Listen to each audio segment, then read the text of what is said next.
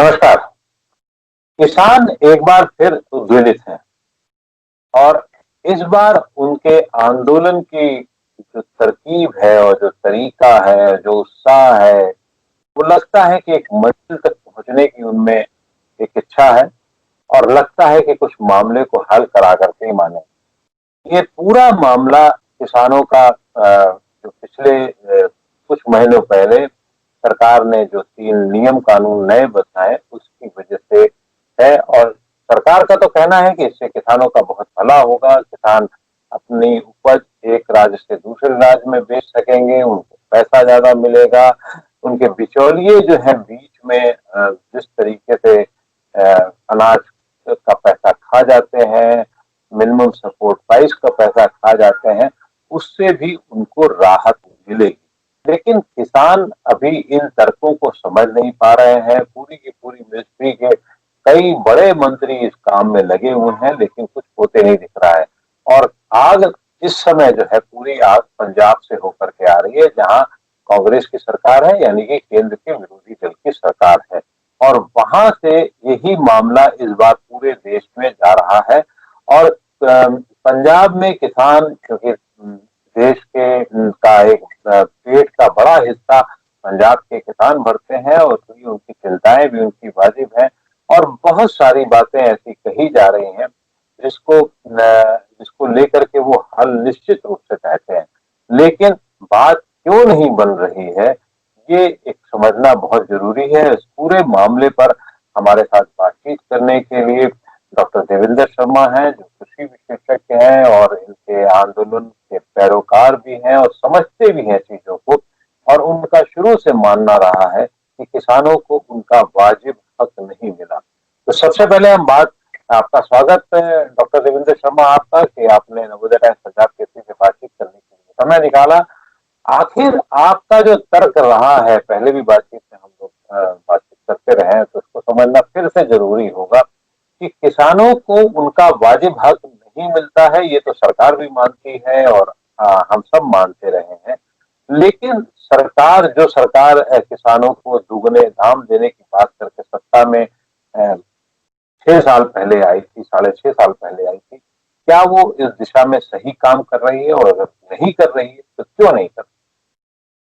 देखिए, ये बड़ा विचित्र सिचुएशन है कि एक तरफ इंप्रेशन ये दिया जा रहा है कि शायद किसान जो है वो तर्क नहीं समझते हैं सरकार का, और दूसरी तरफ ये भी हम देखते हैं कि जब ऑर्डिनेंस आया था, तीनों ऑर्डिनेंस लाए गए थे, और उसके बाद जिस तरीके से पार्लियामेंट में हफड़ा दफड़ी में जो बिल पेश किए गए और पास किए गए, फिर वो लॉ बने, तो उस सारी प्रोसेस में अगर किसान स्टेक होल्डर है, हम जानते हैं मेजर स्टेक होल्डर तो किसान ही है, और अगर उनका आपको हित इतना लगता था कि उससे फायदा होगा इन लॉ से, तो क्यों नहीं किसानों को उसमें इन्वॉल्व किया गया, क्यों नहीं किसानों से चर्चा की, क्यों किसानों को दूर रखा गया। और इवन पार्लियामेंट में आपको याद होगा कि चर्चा का समय नहीं दिया गया, उसको पुश किया गया। इसका मतलब क्या था? किसानों के मन में एक आशंका जो है वो और भी सुदृढ़ हो जाती है कि ये सरकार हमारे हित में नहीं काम कर रही है, ये उनको लगता है। और यही हम देख रहे हैं कि जो सड़कों पर रोष है आज, जो दिल्ली चलो का जो इनकी कॉल है, और जो 2 दिन से देश देख रहा है किस तरीके से किसान बढ़ रहे हैं दिल्ली की तरफ, तो मुझे लगता है कि इस सारे को इस संदर्भ में जानना बहुत जरूरी है कि अभी तक तो हमने सरकार की इच्छा, सरकार की बात और इकोनॉमिस्ट की जो बातें हैं वो, और प्लस हमने कॉर्पोरेट्स का जो सपना है वो हमने सुना, दिखाया है, वो हमने देखा और सुना। लेकिन क्यों नहीं हम किसान की बात सुनने को तैयार? मैं ये नहीं समझ पा रहा हूँ। मैं बहुत जगह पे आपको साहब मीडिया में देखता हूँ, ये चर्चा हो रही है कि किसानों को कौन बरगला रहा है, किसानों को कौन मिसलीड कर रहा है। ये क्यों ऐसा कहा जाता है, ये क्यों ऐसी ऐसी बातें कही जाती हैं, जबकि हम ये जानना भी चाहिए देश को कि किसान हमारा बेवकूफ नहीं है, किसान नासमझ नहीं है, किसान समझदार है, वो हर चीज को जानता है। आफ्टर ऑल उसके उसकी रोजी रोटी का सवाल है, उसके पेट का सवाल है, और वो उससे ज्यादा कौन समझ सकता है कि उसको ये जो लॉज हैं ये उसके फायदेमंद होंगे या उसके नुकसान उसको उठाना पड़ेगा। तो अगर किसान कह रहा है कि मुझे इससे नुकसान उठाना पड़ेगा, और हमने देख लिया जो आज सारा, आपने कहा पंजाब के किसान अधिकतर, हरियाणा के किसान साथ में हैं, और भी देश के अलग अलग हिस्सों से किसान आए हुए हैं, लेकिन असली बात यह है कि पंजाब के किसान, जो पंजाब में मूवमेंट है, ये बड़ी ऐतिहासिक मूवमेंट है, जिसमें कि सारा पंजाब का जो समुदाय है, कम्युनिटी है, सोसाइटी है, वो सारी आज किसानों के साथ खड़ी है। कोई तो बात होगी, कोई तो बात होगी। आप ये तो मत सोचिए कि ये सारे ही एंटी नेशनल हैं, ये तो नहीं हो सकता ना। क्यों हम ये एक तरह का एक नैरेटिव बिल्डअप करते हैं कि जो सरकार से एग्री नहीं करता वो एंटी नेशनल है, या वो उन फोर्सेस के द्वारा मोटिवेटेड है जो जो देश को नहीं लाइक करती हैं, एंटी नेशनल है। मुझे लगता है कि इन चीजों से निकलकर समय आ गया है कि जिस कौम ने देश का पेट भरा है, जो वाकई ही अन्नदाता है, ये तो कोई, इसमें तो सब मानेंगे इस बात को, आज अगर वो अपने ही पेट के लिए सड़कों पर खड़ा है, तो क्यों नहीं हम सब का दायित्व होना चाहिए कि हम उसकी बात को सुने, उसकी डिमांड को माने और उसकी बात को आगे लेकर जाएं। मुझे लगता है कि ये रिस्पॉन्सिबिलिटी आज हमारे सारे समाज पर है। आखिर ऐसी कौन सी बात है जो सरकार का पक्ष या सरकार के लोग से कह रहे हैं कि किसान को बरगलाया जा रहा है? मुझे तो इस शब्द से ही आपत्ति होती है कि किसान को बरगलाया जाए, या किसी को भी बरगलाया कैसे जा सकता है। लेकिन आखिर कोई तो ऐसी बात होगी जो किसानों को आगे बढ़ा रही है, कोई तो ताकत ऐसी होगी। देश के इतिहास में पहली बार शायद ऐसा हो रहा है कि ये आंदोलन अब सरकार, क्योंकि पंजाब में कांग्रेस की सरकार है और विरोधी जो कि अकाली दल है वो साथ दे रहे हैं, समाज का एक बड़ा वर्ग साथ दे रहा है। और उससे भी बड़ी चीज जो है, जो भारतीय जनता पार्टी के मूल रूप से सपोर्टर माने जाते हैं, आड़तीय, जिनके ऊपर पूरा का पूरा गाज गिरने वाली की बात कही जा रही, किसानों से ज्यादा ये कहा जा रहा है कि आड़तीय इस पूरे आंदोलन को फंडिंग कर रहे हैं। तो आपको क्या लगता है कहाँ गैप है, और क्या है मामला जो जो सब पूरे समाज को एक साथ कर रहा है और आगे ले जा रहा है? जब मैं ये सुनता हूं कि अक्सर कि आरतीय जो है ये इस मूवमेंट के पीछे हैं और उनका बहुत बड़ा इसमें हाथ है, तो मुझे एक बड़ा अजीब सा लगता है ये सिचुएशन कि हम देखिए क्यों हम एक बक्से बनाकर इस सारी मूवमेंट को उसमें फिट करना चाहते हैं। अगर जो सरकार ने किया है, जो पॉलिसीज अभी लाई गई हैं, जो इकोनॉमिस्ट हमारे देश के बहुत, और इकोनॉमिस्ट भी जो एंकर, और इस तरीके का मैसेज दिया जाता कि शायद किसानों को समझ नहीं आ रहा, किसानों को समझाया नहीं जा रहा, कुछ गलत लोगों के रास्ते वो पड़ गए हैं। अगर यही बात दोबारा हम उल्टा करके प्रति जो आपका मिरर है उस तरफ रखें, तो क्या ये नहीं कह सकते कि जो हमारे देश के मेनलाइन इकोनॉमिस्ट हैं वो कॉर्पोरेट से ही ज्यादा इंप्रेस्ड हैं, या कॉर्पोरेट के ही इन्फ्लुएंस के नीचे वो काम कर रहे हैं? ये भी तो कहना आसान है। क्या ये हम मानेंगे? क्यों नहीं मानेंगे? जब देखिए मुझे सवाल पूछा जाता है एक टेलीविजन चैनल पर, बिजनेस चैनल पर, वो पूछा जाता है कि देखिए मार्केट्स इतनी एक्साइटेड हैं ये लॉज आने के बाद, जब मार्केट्स इतने एक्साइटेड हैं तो किसान इतने गुस्से में क्यों है? मैंने कहा जवाब तो आपने दे दिया, क्योंकि ये लॉज जो है ये मार्केट्स को बेनिफिट करते हैं, इसलिए मार्केट्स एक्साइटेड है कि ये लॉज किसानों के हित में नहीं है, इसलिए किसान अपना रोष प्रकट कर रहे हैं। ये तो सिंपल सी बात है। लेकिन ये ड्रॉ करना कि भाई इसके पीछे आड़ती ही हैं इसलिए ये मूवमेंट हो रहा है, I think it is a insult to the farmers, जो कि, और मिलियंस ऑफ फार्मर्स जो कि सड़कों पर लेटे हैं, और हम सोचते हैं कि उनकी अपनी समझ ही नहीं है।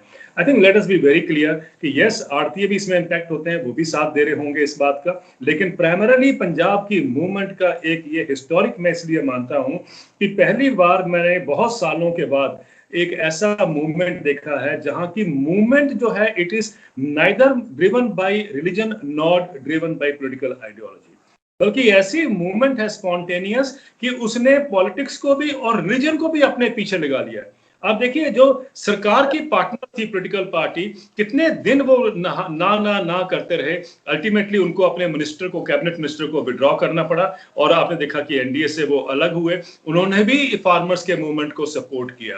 कांग्रेस तो थी ही थी, आम आदमी पार्टी है। कहने का मतलब है ये सब जो पॉलिटिकल पार्टीज है, मेजर पॉलिटिकल पार्टी, ये आज फार्मर्स को सपोर्ट कर रहे हैं पीछे से, क्योंकि उनको नजर आता है कि अगर फार्मर्स उनके साथ नहीं है तो तीनों को, पार्टियों को नुकसान होगा। ये कब हुआ है बताइए मुझे आप, कब हुआ ऐसा? और ये चीज को समझना चाहिए। रिलीजन भी देखिए, शिरोमणि गुरुद्वारा प्रबंधक कमेटी अब उनको सपोर्ट करता है, फार्मर्स की मूवमेंट को।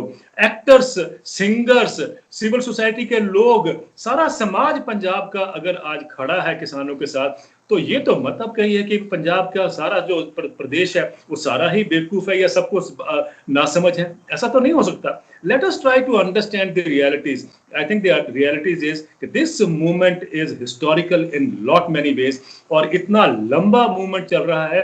और मेरे को लगता है अभी तक जो मैं देख रहा हूं कि अगर दिल्ली में भी वार्ता लगती है कि 4 महीने चलेगी, तो ये मुझे लगता है कि 4 महीने बैठने के लिए तैयार है। अपना राशन पानी ये लेके आए हैं किसान। तो इस चीज को हम लाइटली क्यों ले रहे हैं? Why don't we take it seriously कि इन किसानों की जो कि इतने सीरियसली इस मूवमेंट को लीड कर रहे हैं, why don't we sit and talk to them? क्या दिक्कत है? क्यों नहीं हम उनसे बात कर सकते हैं इंस्टेड ऑफ थ्रोइंग अप की इन्विटेशंस कि भाई इसने ये किया है, ये इसके कारण है, ये इसके कारण है। ये तो मुझे लगता है कि I think it's time to get over it and try to really listen to the farmers. एक आपने शब्द पहले सवाल के जवाब में इस्तेमाल किया था, देश विरोधी होने की बात। ऐसा क्यों महसूस हो रहा है लोगों को क्या सरकार को या और एक दूसरे पक्ष को कि ये देश विरोधी ताकतों के हाथ में बात जा रही है? ऐसा कौन सी बात ऐसी हो गई है जो आंदोलन करना देश विरोधी हो गया है? अगर किसान अपना हक मान रहे हैं तो उनको सामने बैठाइए, बात कीजिए और क्लियर कीजिए। क्यों इंतजार किया जा रहा है 3 दिसंबर का? क्यों इंतजार किया जा रहा है बात न करने का? ऐसी कौन सी बात है जो इस सवाल में 2 चीजें हिस्से हैं। एक, वो देश विरोधी वाली बात क्यों की जा रही है, और दूसरा ये 3 दिसंबर का क्यों इंतजार किया जा रहा है? 1 हफ्ते इंतजार किया जा रहा है? क्या दिल्ली को एक अलग दिशा में देखने का इंतजार है? क्या चाहते हैं, किस तरीके से देखना चाहते हैं? आपका जो पहला सवाल है कि भाई देशद्रोही क्यों कहा जा रहा है, या ऐसी ऐसी जो थॉट प्रोसेस है या नैरेटिव है ऐसा फेंका जा रहा है, वो क्यों हो रहा है? मुझे लगता है कि ये बात का जवाब बहुत जरूरी है कि जिस कौम ने आज तक देश को अपने खाद्य कटोरा बनने से बचाया है, जिस कौम ने देश को फीड किया है, ये हम सब जानते हैं। आज भी तकरीबन 50% देश का जो सरप्लस फूड आता है, जो कि पब्लिक डिस्ट्रीब्यूशन सिस्टम के माध्यम से देश के कोने कोने में वितरित किया जाता है, वो पंजाब से आता है। जिस कौम ने अपनी सारी जान लगा दी है देश को ये देखने के लिए कि कोई भूखे पेट ना सोए, आज उनको हम कैसे कह सकते हैं कि ये जो है ये देश विरोधी ताकतों के साथ ये बैकअप है या उनके साथ उनके इन्फ्लुएंस में है? कैसे ये हो सकता है? मुझे समझ नहीं आता है। ये तो कहीं हमारी छोटी मानसिकता ही हो सकती है अगर हम ये इस बात को सोचें कि जिन लोगों ने देश को फीड किया है उनको आज आप कटघरे में खड़ा कर रहे हैं। ये बड़ा दुर्भाग्य है। एक बात तो ये है। दूसरी बात ये है जो आपने कहा कि ये क्या कारण है कि हम ये सब देख रहे हैं कि ये जो ऐसा नैरेटिव बनता है और ऐसी जो डिमांड है, उसमें क्या चीज है कि जो सरकार उसको एड्रेस नहीं करना चाहती, सामने नहीं बैठना चाहती? यही सवाल तो मैंने शुरू में किया था आपसे आपू जी कि क्या कारण है कि जब हम ऑर्डिनेंस लेके आए, उसके बाद हम पार्लियामेंट में जो बिल पास हुए, हमने किसी भी स्टेज पर किसानों से बैठकर बात नहीं की।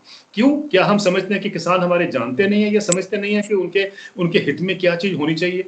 क्या ये कारण था? क्या हम ज्यादा इन्फ्लुएंस में थे कि इंडस्ट्री के, कि हमने जो इंडस्ट्री ने कहा वो हमने मान लिया, या क्या हम ज्यादा इन्फ्लुएंस में थे मार्केट इकोनॉमिस्ट के, क्योंकि वो मार्केट्स की ही बात करते हैं, जिनको मैं लेजी इकोनॉमिस्ट कहता हूं। सबसे सिंपल तरीका आजकल ये है कि आप अमेरिका और यूरोप से कोई मॉडल उठा लीजिए, उसको कट एंड पेस्ट करके इंडिया पे लगा दीजिए और बोलिए कि सब ये हमारे लिए रास्ता है, ये रिफॉर्म्स है।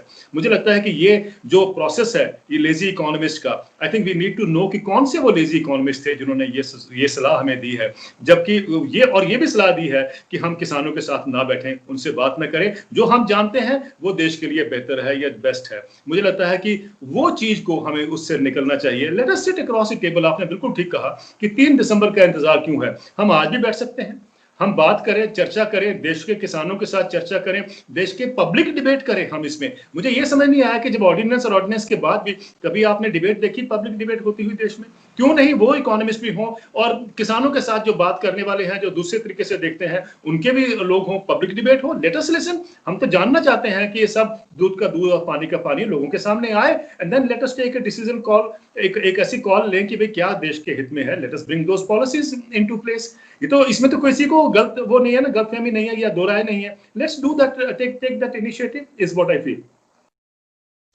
अब एक मुझे जो लगता है, बहुत सारे ऑर्डिनेंस आने के बाद और कानून बनने के बाद संसद के, उसमें जो सबसे बड़ी बाधा मानी जा रही है, बाकी चीजें तो एक तरफ हैं और उनके कुछ कारण प्रकारण होंगे। आड़तियों को लेकर कहा जा रहा है कि 28,000 आड़तीय हैं, वही उससे ज्यादा प्रभावित होंगे और उससे ज्यादा कोई बहुत ज्यादा वो नहीं है। लेकिन किसानों की तरफ से ये है कि जिस तरीके से मंडी समितियों को कम उसका कम कर दिया जाएगा मापदंड, और धीरे धीरे बाकी एमएसपी वगैरह भी नहीं रहेंगी। क्या अगर सिर्फ एक बात मान ली जाए कि एमएसपी को सुनिश्चित कर दिया जाए, चाहे वो कोई भी खरीदे, कोई भी बड़ा व्यापारी खरीदे, छोटा व्यापारी खरीदे, कंपनियां खरीदे, आपकी बातचीत से लगता है कि जो बड़ी कंपनियां काम कर रही है वही उसके उसके पक्ष में सरकार काम कर रही है, तो वो अगर मिनिमम सपोर्ट प्राइस जो है वो उनके लिए भी बाध्यकारी बना दिया जाए तो कुछ बात बन सकती है। देखिए, पहले तो मैं ये स्पष्ट कर दूं कि जब आपने ये अभी कहा, जो मैंने शायद पहले बातचीत में क्लैरिफाई कर दूं, जब मैंने कहा था कि ये जो सरकार जो है बड़ी कंपनियों के उसमें इंटरेस्ट में काम कर रही है, ये मेरा नहीं अभिप्राय है। मेरा सिर्फ ये कहने का मतलब था, जब आप ये कहते हैं कि किसान जो है वो मिसलेड बाय रॉन्ग फोर्सेस, तो ये भी तो किसानों का जो जवाब है उनके लिए वो ये है कि भाई सरकार कॉर्पोरेट के लिए काम कर रही है। तो ये एक दूसरे को ये करना, पॉइंट करना, I think is not the way forward. मेरा सिर्फ ये कहना है कि भाई let us try to evaluate what is good for our farmers. हमारे किसानों के हित में क्या है, इसमें क्या मुश्किल है? हम बैठे और समझे और जाने और फिर उसके ऊपर ऐसी पॉलिसीज बनाएं जो कि किसानों के हित में होनी चाहिए। एक बात तो ये होगी। दूसरी बात है कि भाई ये जो हम अभी कह रहे हैं कि भाई आड़ती जो है 28,000 आड़ती है पंजाब में। देखिए, अगर आपने मुझे भी देखा होगा बोलते हुए लिखते हुए, मैंने हर बार कहा है कि एपीएमसी मंडियों में ओवर द पीरियड बहुत सारी त्रुटियां आ गई हैं और उसमें कई जगह माफिया भी काम करता है, कार्टलाइजेशन भी होती है। और इसलिए एक्चुअली जो देश को चाहिए वो एपीएमसी का जो मंडी का स्ट्रक्चर है उसको रिफॉर्म करने की जरूरत है। उसको रिफॉर्म करने की जरूरत है ताकि वो जो जो उसमें हो गई हैं, जो पनप गई हैं इतने सालों के बाद, उसको कैसे ठीक किया जाए। एपीएमसी अपने आप में खराब नहीं है, उसके अंदर अगर कुछ तत्व ऐसे हैं जो कि फार्मर्स को एक्सप्लॉइट करते हैं या सारे सिस्टम को भी एक्सप्लॉइट करते हैं, उसको रिफॉर्म करने की जरूरत है। आप इससे मेरी बात से सहमत होंगे। अब मुझे बताइए कि जो बिग बिजनेस है, अमेरिका में है, यूरोप में है, इंडिया में है, क्या उसमें त्रुटियां नहीं है? क्या वो एक्सप्लॉइट नहीं करते हैं? अब बताइए, अभी मैंने एक स्टडी देख रहा था जो मैंने आज अपने एक आर्टिकल में लिखी भी है कि अमेरिका में जो फूड डॉलर, अगर हम एक टर्म यूज की जाती है, यानी जब $1 का किसान अपना प्रोड्यूस बेचता है तो उसको मात्र 8% उसका उसका मतलब $1 अगर खर्चा किसी कंज्यूमर ने खरीदा है $1 का प्रोड्यूस, तो किसान का शेयर उसमें मात्र 8 सेंट है, यानी 8% है। अब मुझे बताइए, ये एक्सप्लॉयटेशन नहीं है? ये एक्सप्लॉयटेशन नहीं है जो बिग कॉर्पोरेट्स वहां पर कर रही हैं? और इंडिया में भी अगर हम देख लें तो अमूल का जो एक मॉडल है हमारे सामने कोऑपरेटिव का, जहां पर ये अमूल क्लेम करता है कि जब आप जो भी कंज्यूमर खरीदने जाता है अमूल का दूध, तो उसको किसान का शेयर उस दूध में, अगर मैंने ₹100 का दूध खरीदा सपोज, तो किसान का शेयर 70 से 80 पैसे उसमें होता है। मुझे बताइए कि क्या ये मॉडल हमारे देश के लिए बिल्कुल ठीक नहीं है, जहां 70 से 80% किसान को, जो कंज्यूमर खर्चता है वो किसान को जाए? क्या गलत है ये? क्यों नहीं हमने ये इस पे चर्चा की कि हमें बिग कॉर्पोरेट्स को एग्रीकल्चर में लाने की बजाय हमें कोऑपरेटिव मॉडल चाहिए अमूल के रास्ते पे, जो कि ऑयल सीड्स में, पल्सेस में और बाकी मिलेट्स में, ऐसे क्रॉप्स के अंदर उसको हम लेके आए? क्यों नहीं हम कर सकते? क्या हमने इस पे चर्चा की है? क्या क्या कारण है कि आप नीति आयोग की मीटिंग में जाइए, मुझे लोग बताते हैं कि वहां पर कोऑपरेटिव्स का नाम लेते ही उनको अच्छा नहीं लगता और वो सिर्फ प्राइवेटाइजेशन की बात होती है। मैं आपसे ये कहना चाहता हूं कि हमारे देश की स्ट्रेंथ है कोऑपरेटिव्स। अमूल एक ऐसा मॉडल है जो दुनिया में जाना जाता है। अगर वो किसानों को इतना बेनिफिट करता है, 70 to 80% प्रोड्यूस का आपका जो पैसा कंज्यूमर खर्चता है उसका उसको शेयर जाता है, इससे बढ़िया मॉडल क्या हो सकता है, मैं आपसे जानना चाहता हूं। तो मेरा सिर्फ आपसे एक ही कहना है कि क्यों नहीं हम ऐसा एक अपना मॉडल इख्तियार करें जहां पर किसानों की जो आय है वो सुनिश्चित हो। और मैं एक चीज और बताऊं आपको जी, ये जो फार्मर्स का जो प्रोटेस्ट है, इतने 2-3 दिनों से हम देख रहे हैं, बल्कि इतने महीने से देख रहे हैं, इसके 2 बड़े क्लियर एंड लाउड मैसेजेस निकले हैं इससे। एक तो किसान ये डिमांड कर रहे हैं बेसिकली कि किसान की अश्योर्ड इनकम होनी चाहिए चाहे वो एमएसपी के माध्यम से हो, चाहे पीएम किसान निधि हो।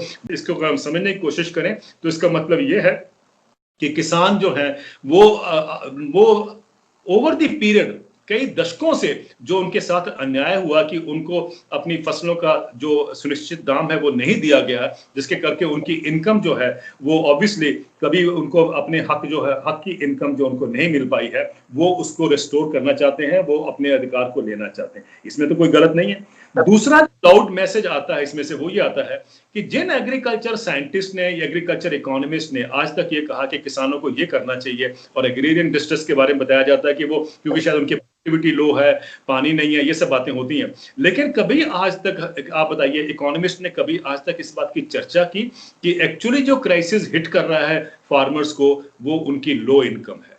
इनकम कैसे बढ़ाई जाए इस पे तो चर्चा हुई नहीं। अभी जब इतना कुछ हम लोगों ने इतने सालों से कहा, तब जाके कहीं इनकम का शब्द जो है वो देश की साइकी में या नैरेटिव में आया। और मुझे याद है जब प्रधानमंत्री जी ने और वित्त मंत्री जी ने कहा था एक बार कि हम फार्मर्स की इनकम को डबल करेंगे, बहुत अच्छा लगा हमें कि फार्मर्स की इनकम को डबल करेंगे। एक कमेटी बिठाई गई, कमेटी की इतनी वॉल्यूम्स में, अलग अलग वॉल्यूम्स में रिपोर्ट भी आती है, और अल्टीमेटली जो ऑर्डिनेंस आता है वो तो ऐसा शॉर्टकट था कि जैसे लगा कि सब चीजों का उपचार हो गया।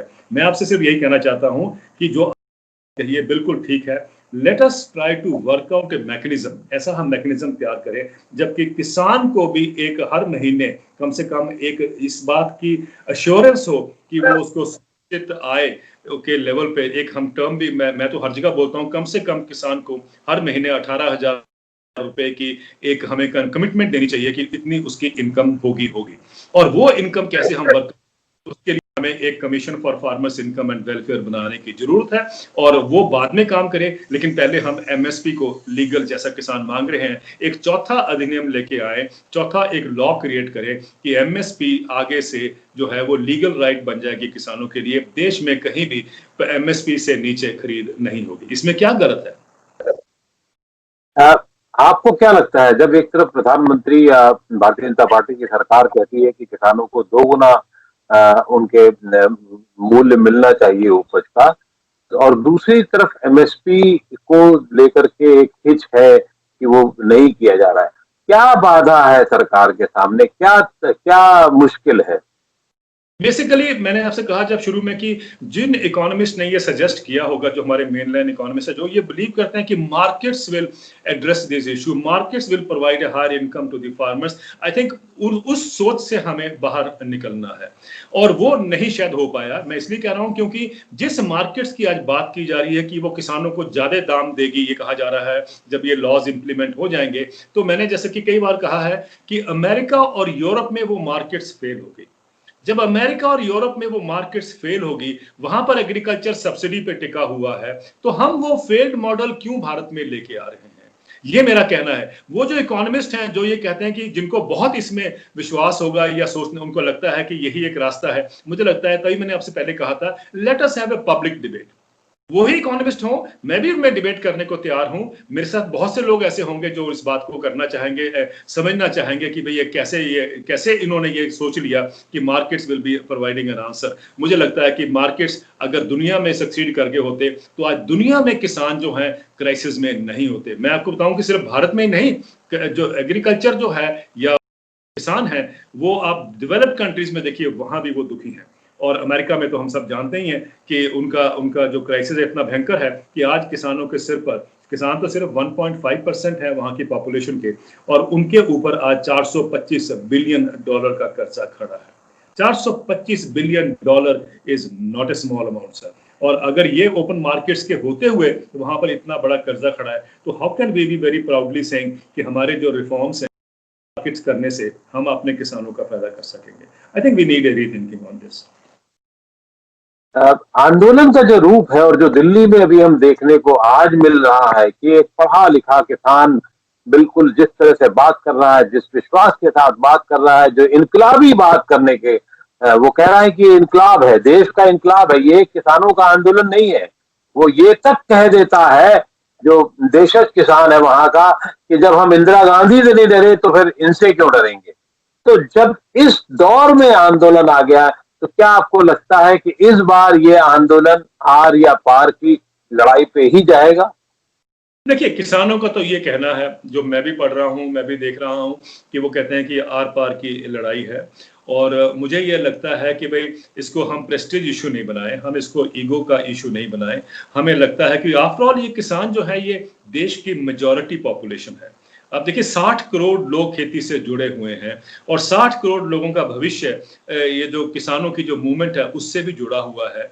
क्योंकि अगर सरकार इनकी बात को मानती है, तो उसका मतलब है कि जो हमारे प्रधानमंत्री हर बार कहते हैं, उनका जो विजन है सबका साथ सबका विकास का, वो रियलाइज होगा, तभी रियलाइज होगा जब हमारे 60 करोड़ लोगों के हाथ में ज्यादा पैसा आएगा। और ये हम मानते हैं कि अगर उनकी आय बढ़ती है, किसानों को प्राइस जो उनको मिलना चाहिए उनके हक का, वो मिलता है, तो आय बढ़ती है, उनकी उनकी इनकम बढ़ती है। और उनके जो प्राइस बढ़ने से जब इनकम बढ़ती है, तो उससे डिमांड क्रिएट होती है। ये इकोनॉमिक्स का रूल है कि जब डिमांड क्रिएट होगी, इतनी डिमांड 60 करोड़ लोगों के पास जब हाथ में पैसा ज्यादा आएगा, तो आप देखिए कितनी डिमांड क्रिएट होगी। आज तो देश 7th पे कमीशन आता है, तो 3-4% जो देश की सरकार जो एम्प्लॉइज की पॉपुलेशन है, तब कॉर्पोरेट्स कहते हैं कि it will act as a booster dose for the economy. क्यों? इससे डिमांड जनरेट होगी। अगर आप 3-4% पॉपुलेशन से आप बूस्टर डोज मानते हैं इकोनॉमी के लिए, आप देखिए जिस दिन 60% 50% पॉपुलेशन के हाथ में ज्यादा पैसा आएगा, तो वो जो डिमांड क्रिएट होगी, वो बूस्टर डोज नहीं, वो रॉकेट डोज बन जाएगी।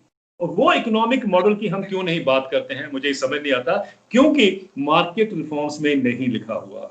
आप अगर इकोनॉमिक्स 101 पढ़ते हैं या इकोनॉमिक्स के कोर्सेज पढ़ते हैं, तो उसमें ये लिखा गया है कि किसानों को खेती से निकालकर शहर में लाना है। और ये सोच जो है, ये हमारे अंदर ड्रिल की गई है जब हम पढ़ाई करते थे, और उसी सोच से हम आज आगे नहीं निकले। ये तभी मैंने शुरू में एक टर्म यूज की थी, लेजी इकोनॉमिस्ट। हम लोग ये नहीं देखना चाहते रियलिटीज क्या है और हमें कौन सी इकोनॉमिक पॉलिसीज का मिश्रण चाहिए। मैं प्राइवेटाइजेशन के खिलाफ नहीं हूं, मैं रिफॉर्म्स के खिलाफ नहीं हूं, लेकिन मैं कहता हूं उसको हमें सोशल सिक्योरिटी नेट के साथ मिलाकर ही देखना पड़ेगा कि कहां से हम अपने अपने लार्ज पॉपुलेशन को, मेजॉरिटी पॉपुलेशन को हम बेनिफिट कर सकते हैं। इसमें क्या गलत है, मुझे बताइए आप। Why should we believe on just one ideology, which is market ideology? जब जो मैंने आपसे पहले कहा, ना तो अमेरिका में काम की, ना यूरोप में काम की। एक बात अक्सर कही जाती है कि अगर किसानों को और ज्यादा पैसा दिया जाएगा और होगा, तो उसका पूरा असर बाकी समाज के सभी वर्गों पर भी आएगा। इस बात में कितना दम आप मानते हैं? देखिए, इसको दो तरीके हैं देखने के। एक आर्गुमेंट ये है कि अगर हम किसानों को ज्यादा कीमत देंगे, तो उससे इन्फ्लेशन बढ़ जाएगी, समाज के ऊपर ये इम्पैक्ट आएगा। दूसरा इसको तरीका और देखने का है कि बिकॉज ये इन्फ्लेशन इज गोइंग अप, किसान को भी तो सर्वाइव करना है, उसका भी तो कॉस्ट बढ़ना चाहिए। अब आप ये मानिए कि अगर इन्फ्लेशन बढ़ रही है, अगर देखिए ना, हॉस्पिटल के चार्जेस बढ़ गए हैं, एजुकेशन के चार्जेस बढ़ गए हैं, अब कौन सी चीज है जिसके चार्जेस नहीं बढ़े, तो क्या उसका इम्पैक्ट किसान पे नहीं पड़ता है? तो किसान को क्या हम करें, हम उसी लेवल पे दबाए रखें जिस पे उसको हमने फ्रीज किया हुआ उसकी इनकम को ओवर द डिकेड्स। मुझे लगता है कि ये एक डेलिबरेटली एक प्लॉय है जो या नैरेटिव बनाया जाता है, ताकि हम किसान को उसी लेवल पे रहने दें जिस पे वो सदियों से रहता आया है। हमें चाहिए ये कि किसान को भी हम इकोनॉमिक ग्रोथ का हिस्सा बनाएं। और इकोनॉमिक ग्रोथ का हिस्सा मतलब ये है कि अगर अगर बाकी सेक्शन ऑफ द सोसाइटी की जो इनकम है वो एक गति से चल रही है, लेट अस से ओवर द पीरियड 45 का पीरियड मैंने एक एस्टिमेट किया था, उसमें अगर 100 से 120 से लेकर 320 गुना उनकी अगर इनकम बढ़ी है, और किसान की इनकम सिर्फ 19 गुना बढ़ी है बिटवीन 1970 एंड 2015, 45 साल के पीरियड में, तो मुझे लगता है कि क्यों ना हम ये माने और ये जाने और ये करें कि किसान की भी इनकम जो है उसी अनुपात से बढ़े जिसमें एम्प्लॉइज की इनकम बढ़ती है, एम्प्लॉइज की सैलरीज बढ़ती हैं, प्रोफेसर्स की सैलरी बढ़ती हैं, या बाकी सेक्शन ऑफ सोसाइटी की सैलरी। तो क्या गलत है? क्या वो सोसाइटी, क्या उसको अपने बच्चे नहीं पालने, क्या उसको हेल्थ के एक्सपेंसेस नहीं देखने हैं? अब देखिए ना, पंजाब में मोबाइल बिल का एक अलाउंस मिलता है कि सरकारी एम्प्लॉइज को, सरकार ने वो अलाउंस कम कर दिया, तो यहाँ हंगामा हो गया, इतना रोष हो गया लोगों में कि साहब इसको वापस लाइए। वो तो मोबाइल बिल का अलाउंस भी कभी किसानों को सुना आपने मिलते हुए?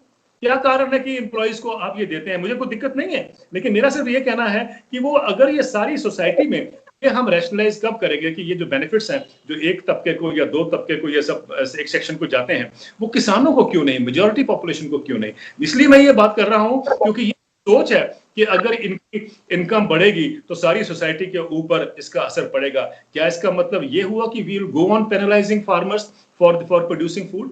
इसका मतलब यही हुआ ना कि we are deliberately keeping the food prices low, इसका मतलब we are penalising the farmers for producing food. क्यों, ऐसा क्यों? जबकि कार वाला मैन्युफैक्चरर होता है, उसको तो आप इंडस्ट्री कोई भी हो, उसके आउटपुट पे तो आप बड़े खुश होते हैं, किसान की आउटपुट पे हमें क्यों दुख होता है? और ऐसा ही स्वदेशी जागरण मंच की एक स्टडी है जो ये कहती है कि एक्चुअली किसानों के दाम बढ़ने से इन्फ्लेशन नहीं बढ़ता है। तो हम उसकी बात भी सुने। ऐसे आर्गुमेंट भी जो हैं बड़े इंपॉर्टेंट हैं कि ये नहीं होता है जो हम बात कर रहे हैं, बल्कि इसका उल्टा है कि किसान बाकी सोसाइटी की इन्फ्लेशन जो बढ़ रही है उसकी मार किसानों को झेलनी पड़ती है। मुझे लगता है कि आपकी से बातचीत के दौरान बहुत सारी चीजें स्पष्ट हुई हैं और सरकार को भी निश्चित रूप से इस पे जल्दी से जल्दी कदम उठाना चाहिए, कोई इंतजार करने की जरूरत नहीं है। और अगर करना है तो उसी हिसाब से करें, कम से कम बातचीत तो शुरू करें, बातचीत तो हो सामने, प्रधानमंत्री, कृषि मंत्री या जिसके भी स्तर पर शुरू किया जाना है होना चाहिए। और एक वो मन में जो उनके वहम है या सच है, जो उसको कुछ जो भी एक धुंध फैली है, खासतौर से अभी तो समय दिल्ली में पराली के जलने के बाद ही ऐसा इतना स्मॉग है, और ऐसी स्थिति में वो भ्रम दूर किया जाए जरूरी है, और देश के लिए भी जरूरी है, और दिल्ली क्योंकि राजधानी है और वहां कुछ ऐसी अनहोनी ना होने पाए वो जरूरी है। अभी फिलहाल दिल्ली सरकार ने या दिल्ली पुलिस प्रशासन ने उनको एक सभा करने की या वहां रुकने की अनुमति दे दी है, लेकिन आगे जल्दी से जल्दी काम इस पर हो, ये ज्यादा जरूरी है। बहुत बहुत आभार आपका कि आपने इतना समय दिया और कुछ बातें स्पष्ट की। हमें देखना होगा कि सरकार इन पे आगे क्या कार्रवाई करती है। शुक्रिया।